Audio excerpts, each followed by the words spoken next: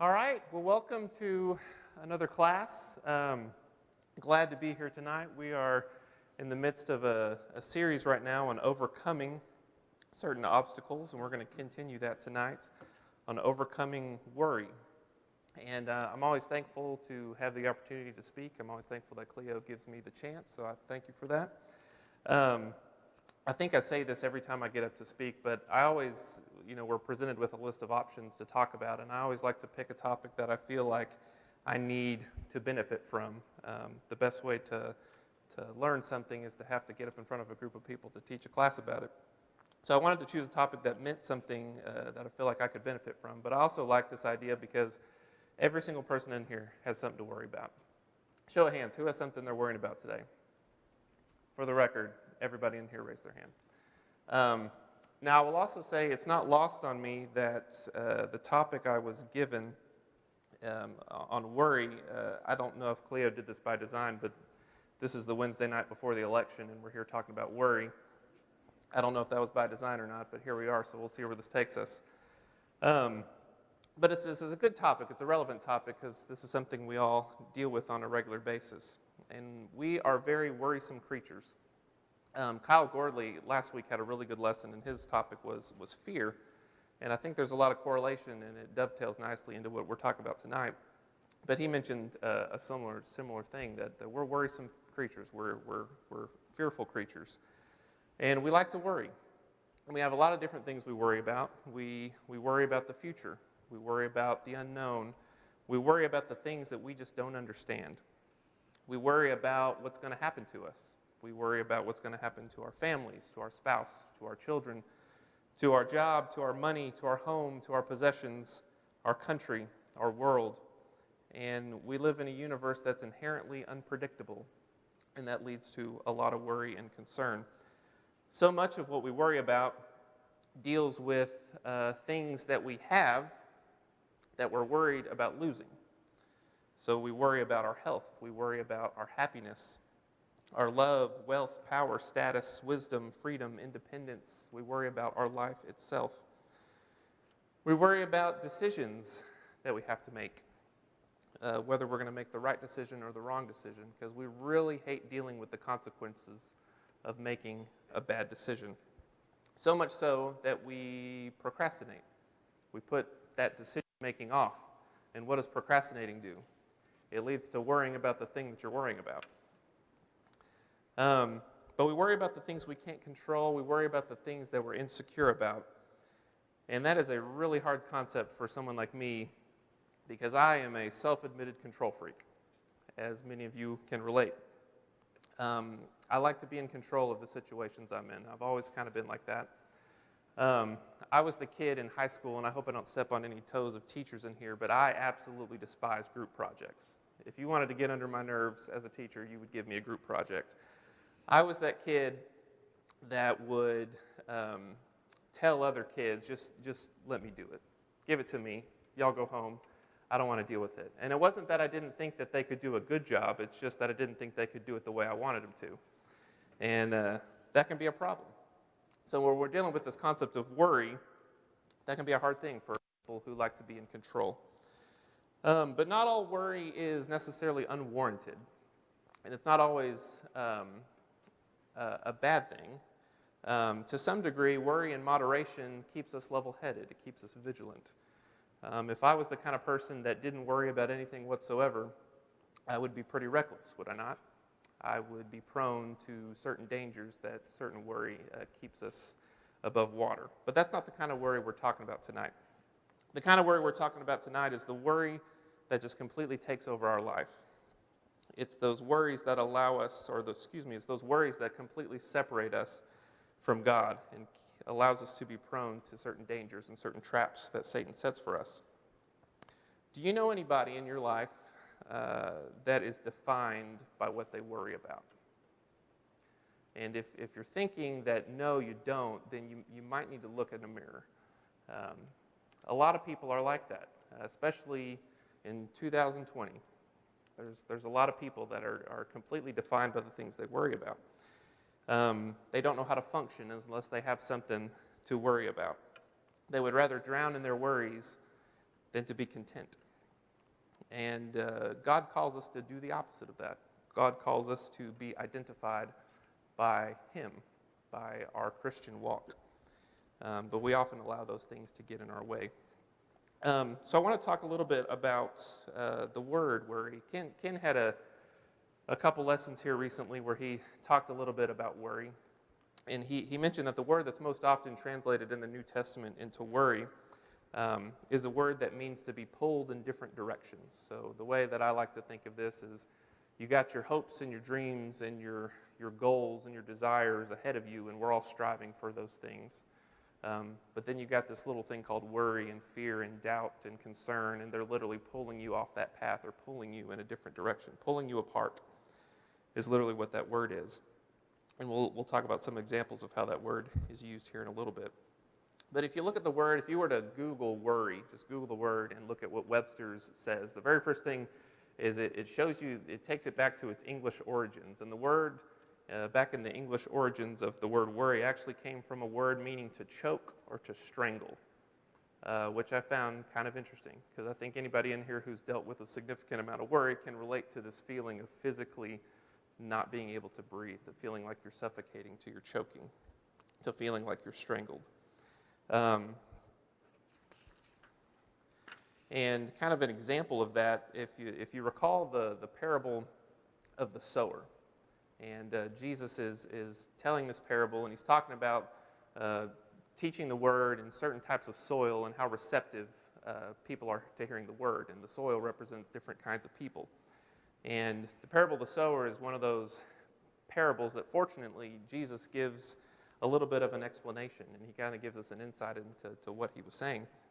And in Mark chapter 4, verses 18, he says, "Still others, like seeds sown among thorns, hear the word, but the worries of this life, the deceitfulness of wealth, and the desires of other things come in and choke the word, making it unfruitful." And the takeaway here is that the worries of this life that Jesus is talking about literally can choke the word out of our life. And again, the context of the parable is people upon hearing the word.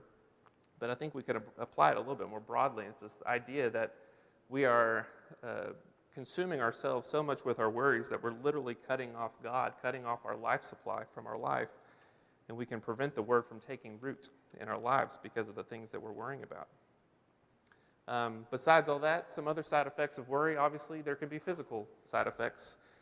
We can get headaches and neck pains and back pains and all those fun things that come along with worry. But before we move any further, I do want to make a quick distinction between what Kyle was talking about last week with fear and what we're talking about today with worry. To me, worry is something that's more voluntary. And what I mean by that is worry to me is the fear that we manufacture within ourselves. There's an element of control to it. It's the things that we choose to spend our time and energy focusing on, thinking about, dedicating our time to. Fear, and what Kyle was talking about last week, is to me is more of an involuntary action. Fear is something that when this right situation presents itself, it's going to come and grab you and shake you and say, "I'm here, time to be afraid." So an example, and I realize this isn't the best example, but this is what I came up with. If I had to guess, and I'm throwing out a guess here, but if I had to guess, there's probably not a single person in this room right now who's worried that a grizzly bear is going to walk in the back door and start ripping up the back pews. Again, I'm guessing. If that is a concern, if that's a worry, we might need to have a conversation after class. There's people that can talk to you. But I don't think anybody here is worried about that. But hypothetically, if a giant grizzly bear came in the back door, and now actually would be a perfect, if I actually had like a visual that actually pulled this off, that would have been great, but I don't have access to a grizzly bear. But if a grizzly bear actually walked in the back door right now, starts ripping up the back pews, I would also guess that every single person in this room would feel some fear, would be afraid. Your body and your mind, the chemical reactions start firing, and your body comes, and that fear comes and grabs you and says, "Hey, we need to get out of here. There's a situation that's arisen that we need to get away from." And to me, that's the kind of the difference of what we're talking about. These worries are the things that we have some element of control over, as opposed to what fear is. But the worry that we're talking about tonight is those things that robs us of our contentment. It steals our joy. And I say voluntary. I don't want the takeaway to be like, it's easy just to think about something else. Because it's typically not that easy.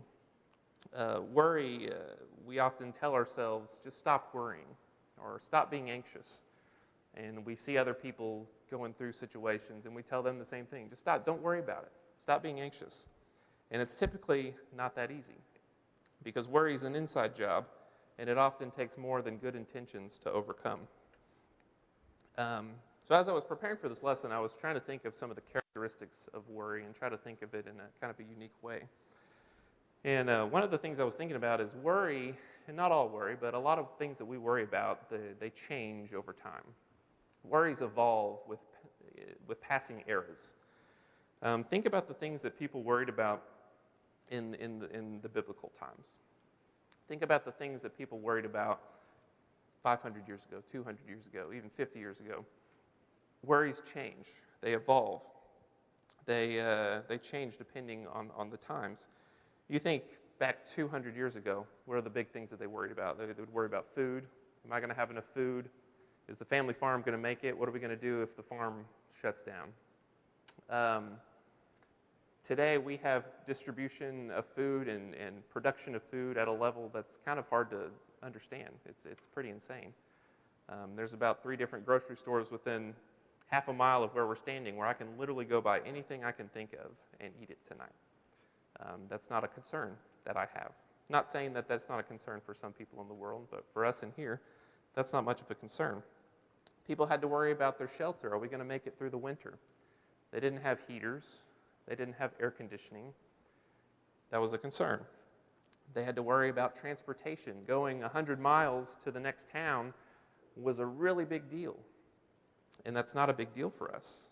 If a family member had to leave their family, they would pack up and head out, and you would just wish them the best and hope to see them in a couple months. We didn't have the luxury of saying, call me when you get there. Another worry that they had was disease. Certain diseases that you would get, and that's it. Not a lot you can do about it. They didn't have the medicine. So with all this innovation and technology and medicine and all these new things that we have that have, in essence, alleviated a lot of those things that we used to worry about, I think a reasonable person would look at that and say, well, probably as a people, as a collective, we probably worry less than we used to worry. Would you agree with that? Or have we just moved on to new things to worry about? I would gather that we've probably just moved on to new things to worry about. And one of the reasons for that is we have access to more information than we've ever had before. And Nathan, I see Nathan back there, he's teaching a really good class on fear right now on Sunday mornings. And he said a couple weeks ago, and for whatever reason, it really just struck me, and maybe because I was studying for this lesson, but he said fear, I'm going to plug in worry here, but he said fear comes from information. And it's such a simple concept, it's such a simple idea, but it's so true. You got to get it from somewhere. It doesn't matter if it's true information, it doesn't matter if it's false information, fake news, it doesn't matter what it is. Our worries come from a nugget of information. And we have more access to it now than we've ever had in the history of the world. So fear and worry is triggered by this information that we receive, which is a really difficult concept to reconcile against the fact that we are a people that pride ourselves in being well-informed. So if information triggers worry, and I'm someone who prides myself on being well-informed, that can cause some complications, can it not? How much of what we worry about today is based off of something you saw on social media, that you saw on the news, that you could have, had you had the choice, not have seen? It's sometimes good to separate ourselves from those sources of information and take a step back. Our focus, it's almost like this thing inside us, this focus and this attention that lives inside us is something. It's like this living and breathing thing. It's this little entity that lives inside of us. And just like any living and breathing thing, it has to feed, it has to consume. And it's kind of up to us to decide on what we want to feed it. And I think that's kind of epitomizes what Ken says every single Sunday morning when he asks us to raise our Bibles and see who's up on their daily Bible reading. What are we feeding that attention and concern. But more than just worries changing over time and changing over eras, worries change for the individual. They change with personal experiences. Think about the things you worried about when you were a kid. And in an exercise, I was doing this for myself, and I came up with several examples that I'm kind of embarrassed to share just because they're so trivial and so minute. And I think you can all come up with some as well. But the things you worried about as a kid, you look back on and they seem so meaningless, so small. And that's your job as a kid. Your job as a kid is not to think about the big things, it's the little things. And if you think back on, try to find some examples of things that you worried about as a kid, 99% of the things you worried about as a kid were 110% selfish. And again, that's kind of the purpose of a kid. You're supposed to look out for yourself and focus on what you're supposed to be doing, and that's just part of the deal. But then you wake up one day, and you have a wife, and you have 3 kids, and you're looking around, and you say, hey, wait a minute, I got some more things I have to worry about. I'm not just worried about myself. I'm worried about making sure I provide for my family, for my wife, making sure my kids grow up in a way that is acceptable, in a way that would please the Lord, and to make sure that they just turn out to be decent human beings.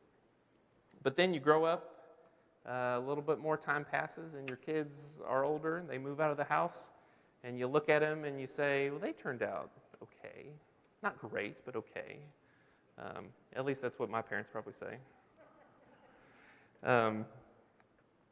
But you just hope that they turn out okay, and you know, it's not that those worries go away. It's just that they change. You're no longer worried that your kid's going to fall off their bike and skin their knee. You're worried that they're making the right decisions for themselves and for their family.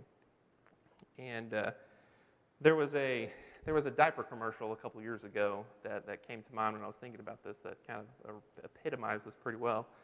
And it was, I think it was for Love's diapers. And in the commercial, you had a young mother sitting, holding her newborn baby, and she's sitting in her home.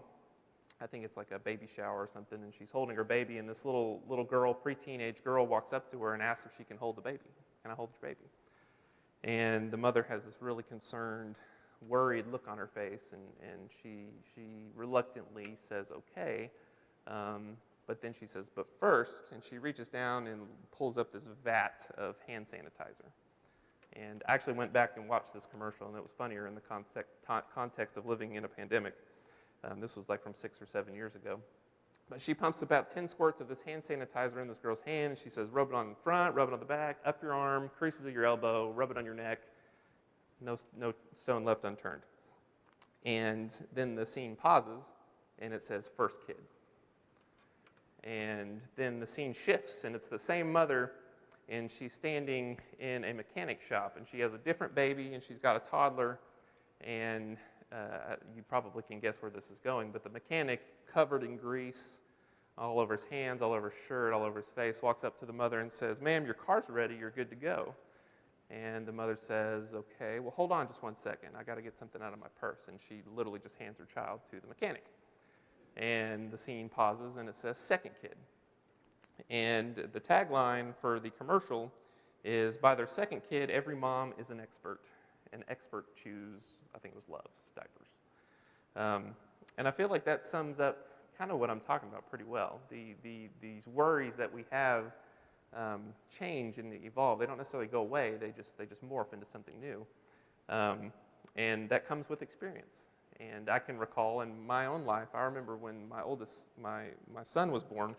He's about to turn 8 years old, but when he was a baby, I can remember I hadn't really dealt with babies a lot at that point in my life. And I can remember holding him and thinking, am I going to break him? What if I hold him wrong? What if I do this wrong? And you quickly learn that babies are durable little things. And you jump forward in time, and I have my little girl. She's born, and she's a couple weeks old, and I'm literally throwing her 5 feet in the air and not thinking a thing about it. And those worries that you had at one point in your life, you go through experiences, and they change. You no longer are worried about the same things. And to that point, worries affect people differently. You and I can go through the exact same or have the exact same worry or concern about something, go through the exact same worry, go through the exact same experience, and come out on the other end with different opinions of it. And I think it's important to be mindful of other people's worries and concerns, even if they don't line up with the way that you would handle that worry or concern. But let's go to the Bible. Let's see what the Bible has to say about worry. And I'm going to start in Philippians chapter 4. And if you're going through the Bible, there's numerous examples of people in the Bible that were going through things which a reasonable person would be worried about. But I think a good place to start tonight would be with Paul. And in chapter 4 of Philippians, there's a lot going on in Paul's life. In the beginning of the chapter, he has some friends of his, Euodia and Syntyche, who are quarreling. They're disagreeing with one another about some things. Back in chapter 1 of Philippians, it mentions that there are some preachers or teachers who are out to get Paul. They're envious of Paul, and they're out to get him. And kind of to top it all off, Paul is on house arrest, awaiting trial, and potentially to be executed. A reasonable person would look at that and say, yes, you have reason to worry, Paul. But then in verse 4, he says, rejoice in the Lord always. Again, I say rejoice. And we've heard that many times. We sing songs about it. And you kind of look at Paul and you go, why? What is going on in your life to give you the ability to give an answer like that? And fortunately for us, he gives us the solution, and it starts in verse 6. And in verse 6, he says, do not be anxious about anything, but in every situation, by prayer and petition, with thanksgiving, present your requests to God. And the peace of God, which transcends all understanding, will guard your hearts and your minds in Christ Jesus. So Paul's solution is prayer. And that seems like a very simple answer, and it is a simple answer. We have this thing called prayer, this avenue of prayer that God's given us, and it's something that we cannot by any means take for granted. But one of the things Paul says here is he says, pray about everything. How many of us in here pray about everything? Everything's a big word. Can you define, if I were to say, give me the definition of everything, what would you say? Everything. It literally means anything you can think of. And Paul is giving us the suggestion to pray about everything. I think another way to put this is don't worry about anything, pray about everything. And one of the things that when I was growing up, I recall my dad telling me when I was younger, and it's something that stuck with me. He says, if it's worth worrying about, it's worth praying about. And like we mentioned earlier, worry is this thing that we choose to spend our time and energy focusing on. If we are willing and able to devote time and energy to worrying about something, I would reckon that there's probably enough time in your day to pray about it. But we're also prone to pray just about the big things. Not everything, but just the big things. Because those are the things that seemingly are the most important. But I think we can all agree that those little things that we don't pray about, when left unattended, more often than not, can grow into big things when we don't talk about them. But such praying will result in the guarding of our hearts and minds. And one of the takeaways from this piece of scripture that I think is important is God doesn't always come in and just remove those worries from us. He doesn't come in and remove us from the situation. But what he has promised us is that he will grant us a peace which surpasses all understanding. And that's a pretty meaty piece of scripture right there, a peace that surpasses all understanding. When we first started this class, one of the things I mentioned was that we worry about the things that we don't understand. We worry about the things we can't control. And this peace that God is offering, that Paul is talking about, is a peace that doesn't care about that. It doesn't care about your understanding. It surpasses all that. It's something that we can completely let go.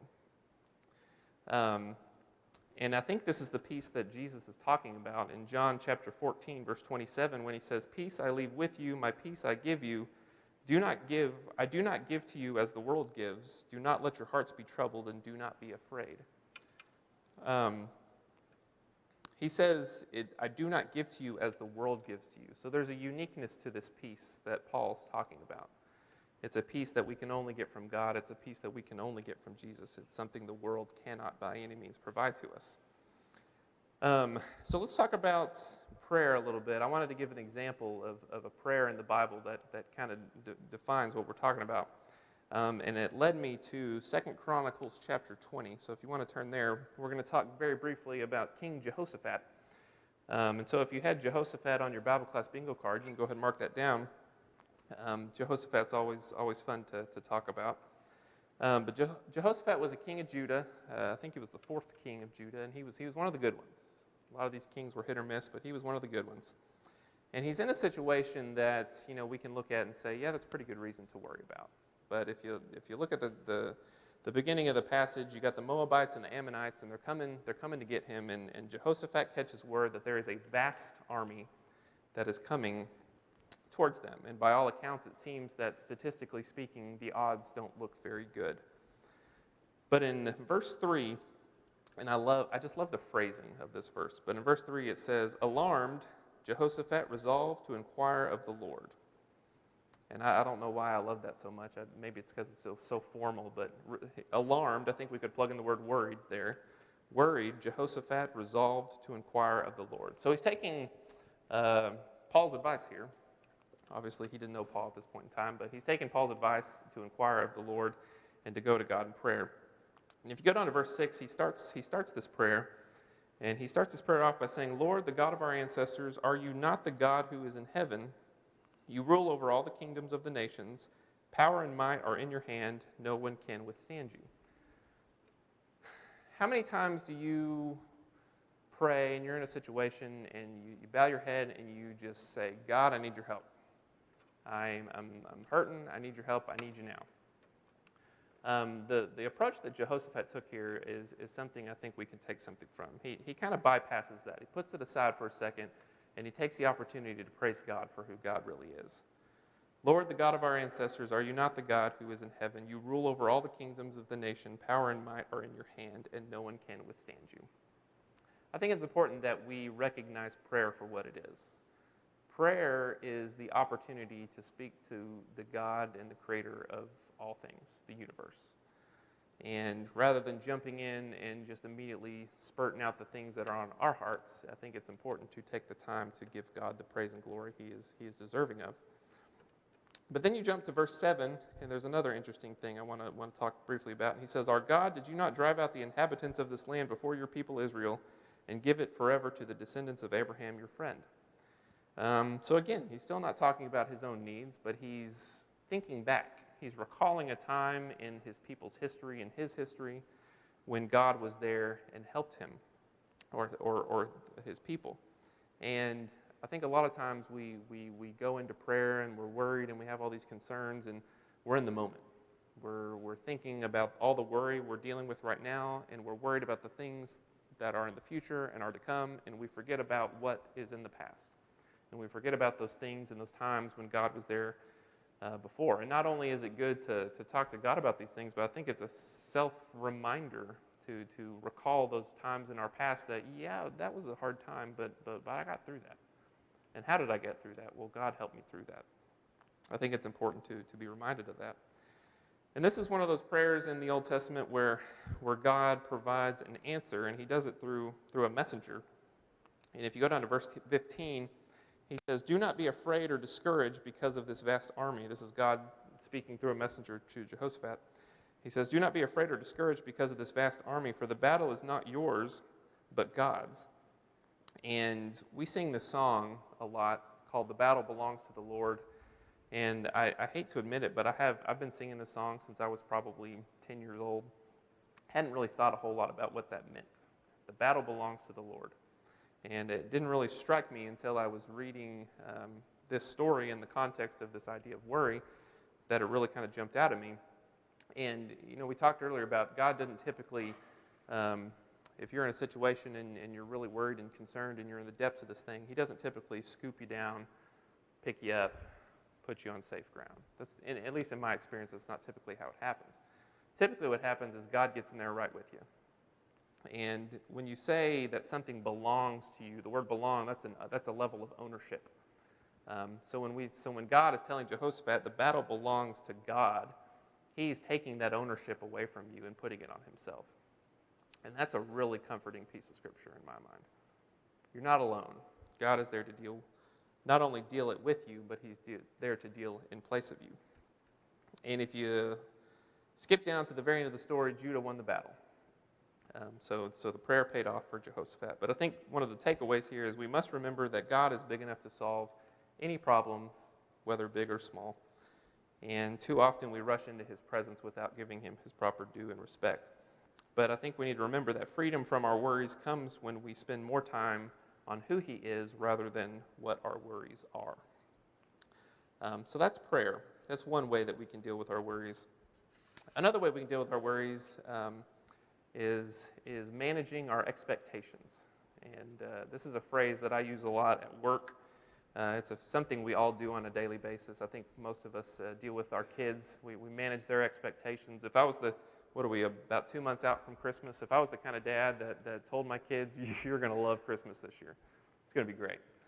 And I said that every single day up until Christmas and then gave them socks, that would be very poor management of my children's expectations. But what I'm talking about here, and again, we're talking about worry being this idea of the things that we spend our time and energy thinking about. And when it's something that we're choosing to think about, I think it's important that we think about those things in a realistic way. Our goals, our ultimate goals, should not be on the things that we're worried about, but on fulfilling God's will. And we get in these situations, and I think 2020 has been one of those years where we hear a lot of people get up here when we pray with the assembly, and we hear the God is in control. And that is 100% true. But it's also one of those things, and I'm talking from personal experience here, when you say God is in control, and then you're disappointed because you realize that when you say God is in control, that doesn't necessarily mean the same thing as God is going to give me the outcome I was expecting. But God, I'm a good person. But God, I'm doing what I think I should be doing. Those don't always line up with this idea of fulfilling God's will. And I think everyone in here is familiar with the story of Mary. Mary was the mother of Jesus. And if you could point to someone in the Bible to say that they had some reason to worry, I think Mary's a probably good example. And I think you could make the argument that Mary, probably above anybody else who's ever lived on this earth, besides Jesus, I think you could say that Mary probably had the single most important job that any person's ever had. I think you could at least make the argument for that she had one of the most important jobs that God has ever given. And you try to put yourself in her shoes, and I wish the Gospels gave a little bit more insight to what she was thinking, because I can only imagine the things that were running through her head when this angel shows up on her doorstep and says, hey, you're going to have a baby, and this baby's going to grow up and save the world. And you can only imagine the questions she had. Why me? How is this even possible? What are people going to think? What if I somehow mess this up? That's the one that I feel like probably rang through her head the most. What, you're giving me this big job. What if I mess it up? But then you fast forward a couple months in her story, and she and Joseph are traveling. They're in Bethlehem because there's a census going on, and they're required to travel. And lo and behold, there's no place to stay. There's no availability at the inn, and baby's coming. And she gives birth to this baby, and presumably in a stable or somewhere that I think we could all probably agree was not the most sanitary place, was probably not the most ideal place. And I don't want to get in trouble by putting myself in the position of imagining what it's like to give birth. But you can only imagine that she was probably looking around and going, why is this happening? Why are we here? Why are we not in a safe place, a clean place to get this done? God, you gave me this important job. Why are these the circumstances that you're giving me? And I think it's probably pretty easy for Mary in that situation to worry and to struggle because the circumstances aren't playing out in accordance with her will.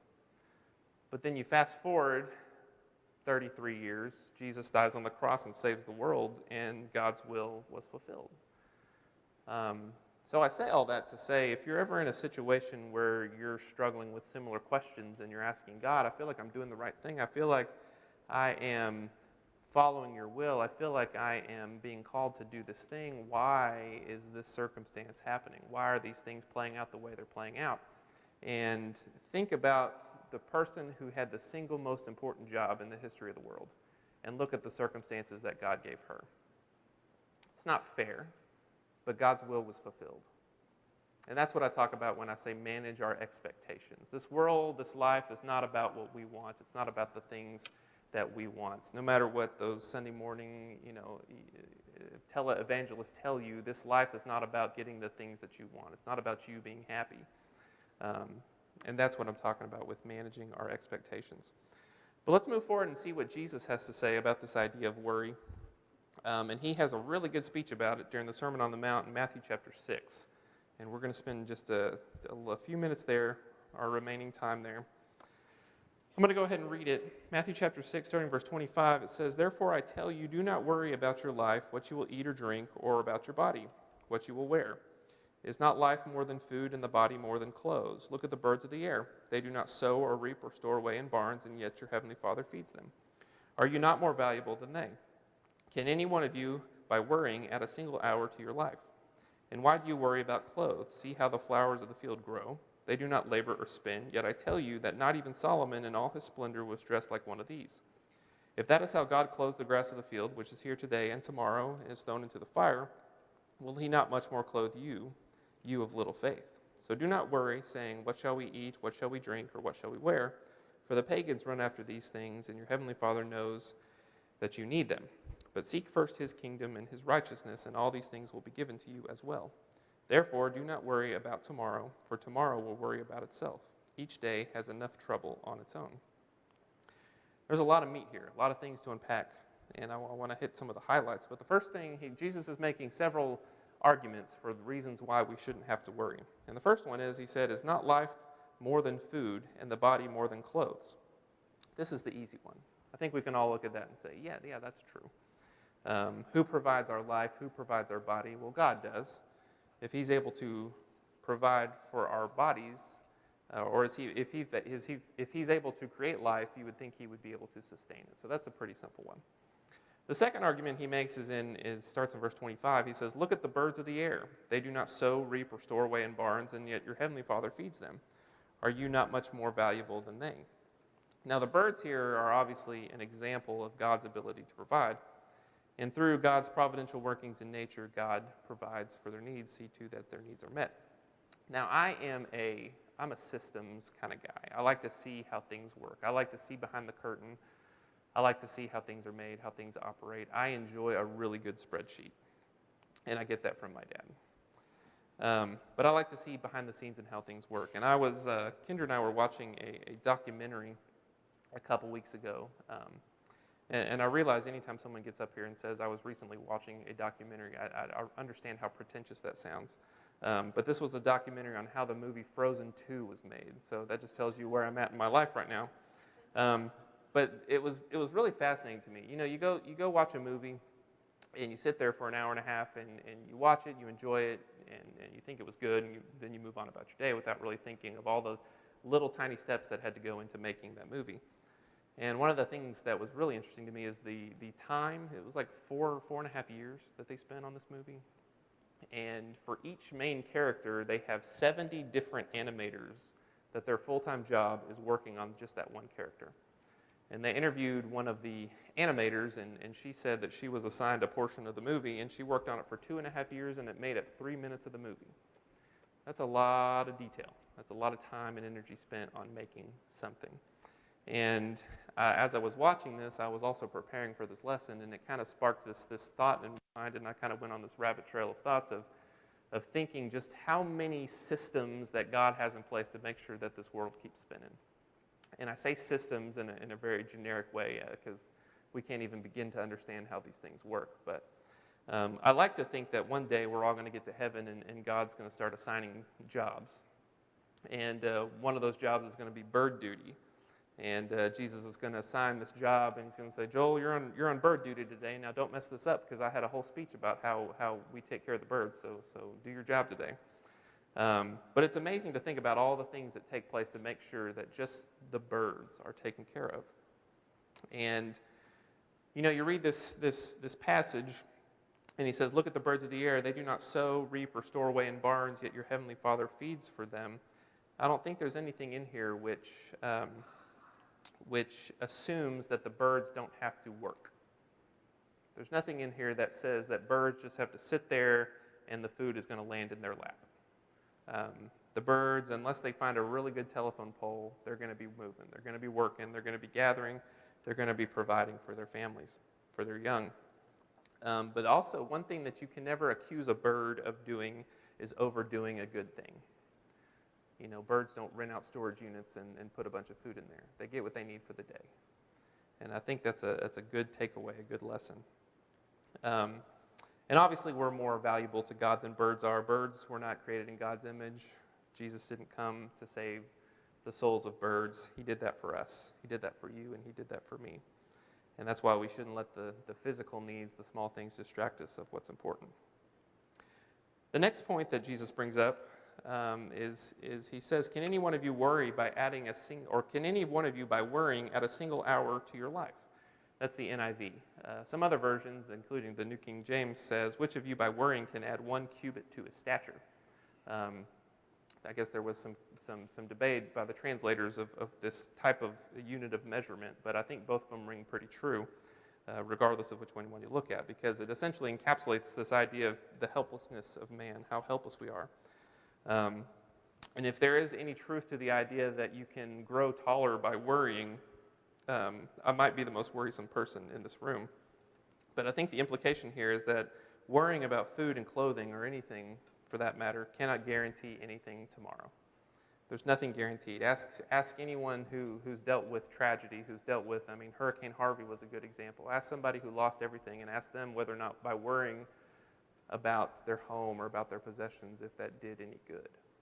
And it doesn't. It doesn't guarantee you anything. And then he goes on to talk about the lilies and the flowers, but because we're short on time, I want to go ahead and jump to verse 33. And in verse 33, he says, but seek first his kingdom and his righteousness, and all these things will be given to you as well. Therefore, do not worry about tomorrow, for tomorrow will worry about itself. Each day has enough trouble on its own. Seek first the kingdom of God. That's if there's one takeaway, that's kind of what encapsulates this idea of worry. Seek first the kingdom of God. What are we consuming in our life to prevent that worry? We must make God the number one priority in our life, and we must serve God instead of serving our own worries. We must lay up our treasure in heaven rather than on earth. And I love this line where he says, don't worry about tomorrow, for tomorrow will worry about itself. And it's interesting to me to think about this because we're giving some personification to tomorrow. Tomorrow is going to take care of itself. But again, we're talking about these things that we don't control, that we don't understand. And that's God. God is going to take care of it. God will take care of tomorrow. Have you ever really considered, we're talking about this idea of worrying about tomorrow, have you ever really considered that it is physically impossible? You are not, as a human being, capable of handling tomorrow's worries. You can't do it. I think every single person in this room can say that they try to handle tomorrow's worries, but we can't. It's impossible. So why let it distract us from what's most important? Today's problems are all we are capable of handling, and that's doing more than that leads just to distractions. So let tomorrow take care of itself by trusting in God and by doing God's will today. And that's what I got. So let's close out in a prayer, and then we can be done.